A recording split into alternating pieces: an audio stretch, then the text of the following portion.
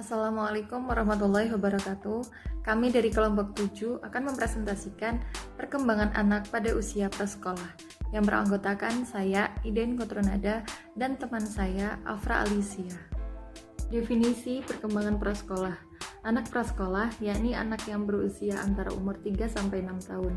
Pada masa ini, anak-anak senang berimajinasi dan percaya bahwa mereka memiliki kekuatan. Pada usia prasekolah, anak membangun kontrol sistem tubuh seperti kemampuan ke toilet, berpakaian, dan makan sendiri. Menurut Potts dan Mandaleko 2012. Menurut Montessori dalam Nur Laila 2010, bahwa usia 3-6 tahun, anak-anak dapat diajari menulis, membaca, dan belajar mengetik. Usia prasekolah merupakan kehidupan tahun-tahun awal yang kreatif dan produktif bagi anak-anak. Berikutnya, ciri-ciri tahapan perkembangan prasekolah. Menurut Patnomo Dewo 2010 mengemukakan ciri-ciri anak prasekolah yang biasanya berada di taman kanak-kanak, meliputi aspek fisik, emosi, sosial, dan kognitif anak. Yang pertama, ciri fisik anak prasekolah.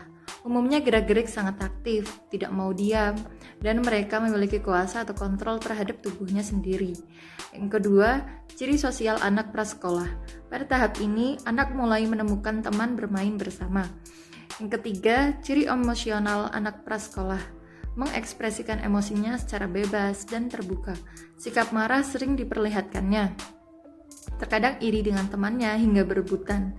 Yang keempat, ciri kognitif anak prasekolah. Mulai terampil dalam berbicara, menulis, menggambar, berhitung. Mereka terkadang penasaran dengan segala hal. Selanjutnya yaitu faktor-faktor yang mempengaruhi perkembangan. Yang pertama yaitu faktor keturunan. Gen pada orang tua dapat mewarisi kepada anak, seperti perkembangan pada masa kecil orang tua dapat mewarisi kembali pada anaknya. Kedua, faktor lingkungan keluarga. Lingkungan keluarga merupakan pengaruh besar pada tumbuh kembang anak. Lingkungan yang baik akan menumbuhkan anak yang baik juga. Kemudian yang ketiga yaitu gangguan pada fungsi hormon pertumbuhan. Manusia yang mengalami gangguan pada fungsi hormon pertumbuhan akan menjadikan dia berbeda dengan manusia biasanya, seperti seseorang yang mengalami gangguan pada fungsi hormon menjadikan tubuhnya kecil atau cebol. Yang keempat yaitu nutrisi. Nutrisi yang masuk ke tubuh anak akan mempengaruhi tumbuh kembang anak, terutama pada kecerdasan intelektual.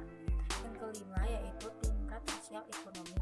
Tingkat sosial ekonomi yang tinggi dan rendah berbeda dalam mendukung perkembangan anak. Sosial ekonomi yang tinggi dengan berbagai fasilitas dapat mengembangkan anak dengan baik dan cepat. Sedangkan sosial ekonomi yang rendah dengan keterbatasan dapat menghambat perkembangan anak. Yang keenam yaitu penyakit. Seorang anak yang memiliki riwayat penyakit akan memiliki keterbatasan yang membuat dirinya keterbatasan dalam berkembang. Yang ketujuh yaitu trauma pada masa kanak-kanak.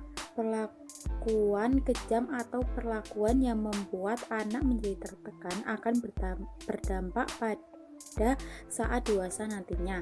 Sebagai orang tua harus menjaga anak dari segala bahaya yang mengancamnya, dan sebagai orang tua harus bijak dalam mendidik anak.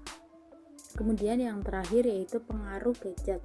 Saat ini teknologi sangat luas dan dapat menjangkau apa saja dari seluruh belahan dunia.